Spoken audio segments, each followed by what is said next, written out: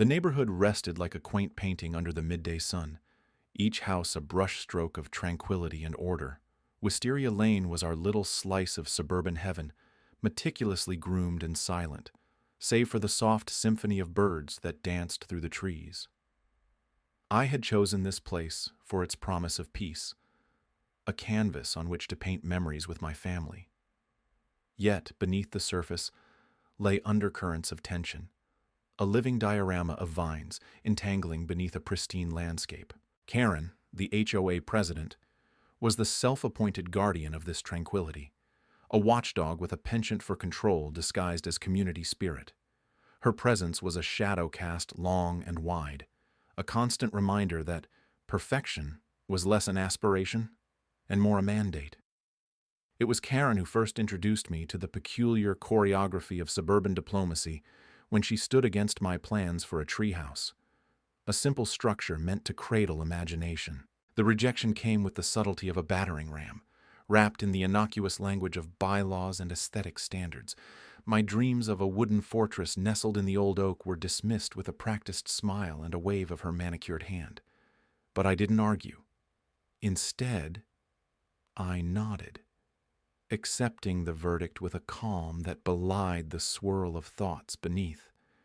There was beauty in restraint, power in patience. I watched as Karen's influence seeped into every corner of our lives, her petty actions an orchestra of minor inconveniences, a misplaced garbage bin, a lawn too wild for her liking, or a mailbox that dared lean slightly to the left. All were offenses in her eyes. And each infraction was met with a note, penned in her precise hand, and left on doorsteps like confetti after a parade. Her persistence was almost admirable, a testament to her dedication. Life continued its steady march. My treehouse dream deferred, but not forgotten. I found solace in the rhythm of routine, the simple joy of tending to my garden, where blooms flourished in defiance of oversight. There was a quiet satisfaction in letting nature take its course, in nurturing life without constraint. And as the days passed, the garden became a sanctuary, a testament to resilience amid regulation. It was during one of these quiet afternoons, as I surveyed my vibrant little Eden, that I noticed Karen's balcony. It jutted from her house like a challenge to the sky, ornate and ostentatious. The iron railing was entwined with artificial ivy, a garish attempt at beauty. It struck me then, the irony of her position, an enforcer of rules with a questionable structure of her own. The balcony seemed to sag under the weight of its own pretension, a precarious throne for a queen of order. I found myself pondering the elegance of balance, the artistry of subtle justice. In a world governed by rules, there must be accountability, even for those who write them. Filing a motion to have her balcony evaluated was less an act of retribution and more a statement of equilibrium. Perhaps it was time for Karen to experience the precision of her own scrutiny. The thought amused me, a quiet rebellion that took root alongside the marigolds and roses. I nurtured it carefully, watering it with humor, and letting it grow under the same sun that touched every corner of our community. Order must be maintained, after all. And justice, like a well-tended garden, thrives in the most unexpected places. The sun had barely risen the morning after my motion when I noticed Karen's car idling suspiciously at the end of my driveway. It was a gray sedan, as unremarkable as the sound of her voice had been that fateful afternoon at the HOA meeting. I watched from the curtain's edge, sipping my coffee, its bitter warmth grounding me amid the absurdity I knew was about to unfold. True to form, Karen had escalated. She was a crescendo in a symphony of her own making, plucking the strings of power with pudgy fingers, eager to drown out any harmony that threatened her control. Today, her instrument of choice was the HOA newsletter, a thin veil of civility covering a vendetta as obvious as a peacock in a henhouse. The newsletter arrived in my mailbox with little fanfare, nestled between gaudy coupons and a decidedly unwelcome letter from the water company. I unfolded it carefully, my fingers tracing the embossed emblem that promised community but delivered division. Inside, the words dripped with feigned concern and thinly veiled threats. New regulations on backyard structures, citations for non-compliance with aesthetic standards, a reminder of fines for any and all deviations. The treehouse, of course, was singled out, described as a potential eyesore, a harbinger of reduced property values, a danger to neighborhood children. I imagined Karen hunched over her keyboard, crafting each sentence with the twisted delight of a hunter laying traps. Irony was her weapon, ignorance her shield.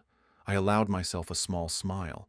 She was unyielding in her efforts to preserve the status quo, yet blissfully unaware of the growing resentment festering beneath the surface of our manicured lawns. Gossip, as unpredictable as a summer storm, began to swirl. Neighbors whispered over hedges, their voices rising into the hot air like the cicada's song. The treehouse had become a symbol, a rallying point for those weary of Karen's reign. I listened, heard the words tyrant and overreach, felt the tide turning. It was absurd, yet it was working. She had overplayed her hand, her rules as brittle as the autumn leaves that crunched beneath our feet. And still she persisted, her determination as relentless as the noon sun. Through it all, I remained calm, a quiet presence amidst the chaos. I watched her flail, a marionette with tangled strings. She was predictable, in her way, and therein lay my advantage. The day my motion was set for review, Karen was uncharacteristically silent. I imagined her perched on her balcony, surveying her domain with steely eyes. The irony, delicious and cruel, was not lost on me. My request for her own sanctuary to be evaluated for safety and compliance was as sharp as any sword, wielded with precision. The irony was exquisite, her sanctuary threatened as mine had been, her power crumbling like sand through her fingers. In the end, it wasn't the treehouse that was on trial, but Karen herself, her rules, her authority, her very position as the arbiter of our community's values. My motion had been a stone cast into her carefully tended pond, sending ripples that could not be contained. I watched and waited, knowing the next act was hers to play. The late afternoon sun slanted through the old oak trees, casting long, dappled shadows across my backyard. The air smelled of impending rain, a sweet promise hanging heavily in the humid breeze. I stood there, surveyor's notebook in hand, a quiet determination fueling my every move. My treehouse, or rather, the treehouse that would never be, remained just a blueprint in my mind, all thanks to Karen. The neighborhood's self-appointed arbiter of taste had ruled it an eyesore before it even came to life. Her rejection burned, but I was not one to retaliate with fire. I preferred ice. Slow, deliberate, and unyielding. I had become adept at documenting life's little injustices. Each note, each photograph, a brushstroke on a canvas of quiet retribution. For weeks, I had been quietly chronicling every violation Karen herself committed against the sacred HOA accords she so fervently enforced. Her balcony was my pièce de résistance. The balcony in question jutted out from her home like an unwelcome limb, a stark contrast to the uniform facades of our suburban sanctuary. It wasn't enough for me to just point out its incongruity. I needed to ensure that its very existence became a point of contention, much like my treehouse dreams. I leaned against the cool bark of the oak, flipping through my notebook. Each page was a testament to Karen's hypocrisy.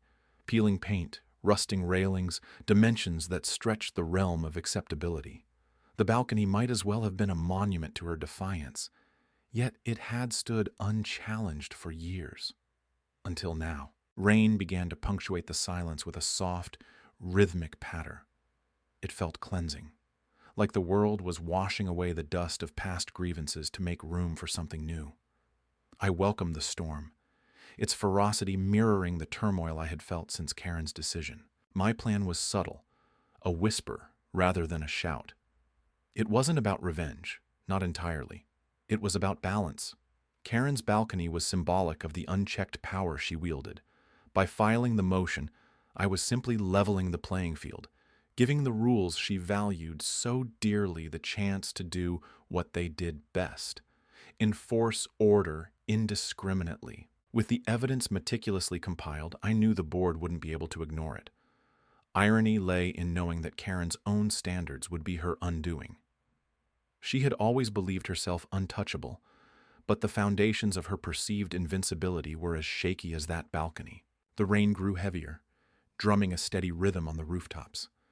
I watched as rivulets traced their way down the street, carving new paths in the earth.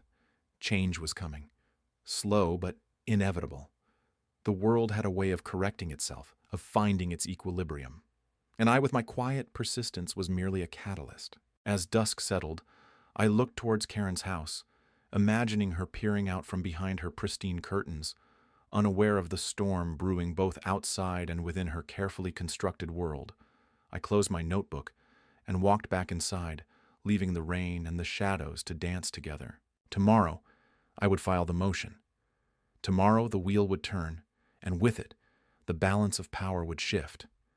Not with a shout, but with a quiet, inevitable certainty. The late afternoon sun draped its weary rays over our cul-de-sac, casting exaggerated shadows that stretched out like silent sentinels across our manicured lawns. The humdrum routine of suburbia unfolded in its usual predictable cadence. Sprinklers ticked rhythmically, like metronomes keeping time in this orchestrated life. Yet beneath that veneer, tension simmered like a kettle forgotten on a stove. I stood by the window, feeling the cool glass against my forehead, watching as the neighborhood began to awaken to the undercurrents of conflict. It was subtle at first, like a ripple in a once still pond. The motion I filed to evaluate Karen's balcony had become the stone throne. Now, the ripples spread. Gossip, a persistent brook, began to wind its way through every corner of our community. Karen's balcony, her prized perch, stood as both throne and fortress. Her kingdom was in question now, and the subjects were restless. Her demeanor changed, a fortress besieged. She scurried in and out, glancing over her shoulder, her eyes darting like sparrows trapped in a cage. Paranoia had become her new companion. Neighbors observed. Their gazes lingered a little longer. Whispers passed like contraband. The collective curiosity was insatiable, feeding on the drama like moths to a flame. There was a sense of poetic justice in the air, a quiet retribution that I neither encouraged nor resisted. It had a life of its own, an ecosystem thriving on discord. I hadn't intended for this to become a spectacle, yet here it was, a theater unfolding under the open sky. Karen, in her hubris, had not anticipated this. Her attempts to dismiss the motion were met with polite, procedural nods, a bureaucratic dance she could not lead. The HOA, once her ally, now treated her with a clinical detachment. The irony was delicious, bitter in the way dark chocolate lingers on the tongue. I reflected on my own motivations. Was this justice or a personal vendetta? The lines blurred, as they often do in the theater of life. I wanted my treehouse, yes, but more than that, I wanted fairness. The balance had tipped, and I merely nudged it back. Or so I told myself. The days wore on, each one a page in a story that the neighborhood read with voracious appetite. Karen's balcony remained untouched, under the scrutinous gaze of inspectors who came armed with clipboards and measuring tapes. Their presence was a spectacle, drawing eyes like moths to streetlights. Silent judgments formed behind drawn curtains. In the hushed corners of my mind, I wondered if I'd started something that would not easily be contained. The power of action, once set in motion, followed its own trajectory. I watched and waited, knowing that change, like a tide, was inevitable. The air felt charged, a palpable energy that crackled like static. It was a waiting game now, an anticipation thick enough to cut through with a knife. As day melded into night, the neighborhood lights flickered on one by one, beacons in the gathering dark. I remained by the window, a silent witness to the unfolding drama, aware that this was only the beginning. In the quiet of the night, with the world reduced to shadows and whispers, I stood at my window. The moon hung low, a silent observer, much like myself. It cast its glow on the street, illuminating the cracks beneath the surface, the imperfections in our perfect little world. The treehouse was only a symbol. What lay beneath was far more complex, a tangled web of power and pride, of justice and revenge. I took a deep breath, feeling the weight of the air, heavy with expectation. The story was far from over, and as I turned away from the glass, I knew that whatever came next, I would face it head on, with the quiet resolve that had always been my shield. The morning felt different. Crisp air carried the scent of dry leaves and the faint trace of impending change. I stood by my kitchen window, watching the sun rise with deliberate slowness, casting long shadows that crawled across my backyard where the treehouse was meant to be. The branches stretched skyward, as if in silent protest of their own emptiness. I had spent weeks scavenging for the right legal precedent, my evenings consumed by research, my days by a quiet determination. Karen, with her glaring balcony violating the same aesthetic guidelines she wielded like a sword, had underestimated the power of paper and patience. I filed the motion without fanfare. A muted click on a keyboard, a letter slipped into an envelope, a walk to the mailbox beneath an indifferent sky. The neighborhood hummed with its usual activities, lawnmowers droning, children laughing as they skipped along the sidewalks, unaware of the adult wars waged around them.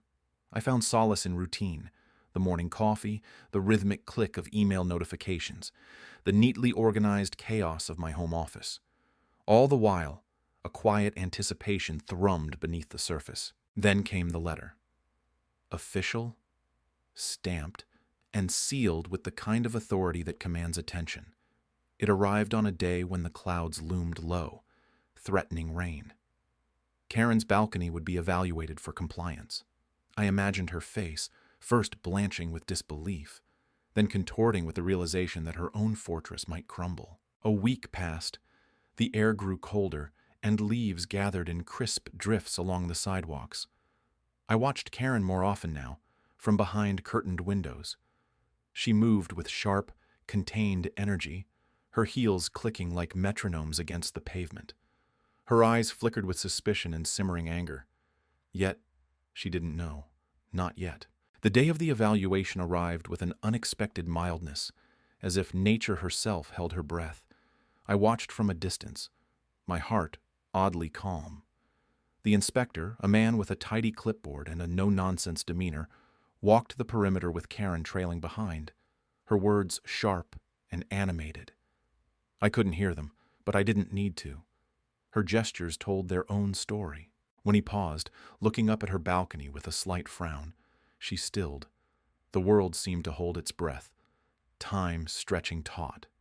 I imagined the weight of her own rules pressing down on her, a realization dawning with the inevitability of a storm.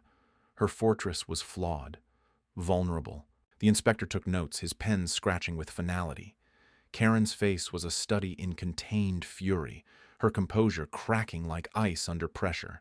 She turned abruptly, retreating into her house with a slammed door that echoed down the street. I watched the inspector leave, watched the autumn leaves dance in his wake. I felt neither triumph nor pity, only a quiet satisfaction. Justice is patient. It doesn't need to shout. It whispers, biding its time, until its presence is undeniable. As dusk fell, I stepped outside, inhaling the crisp air as I walked toward the tree. My tree.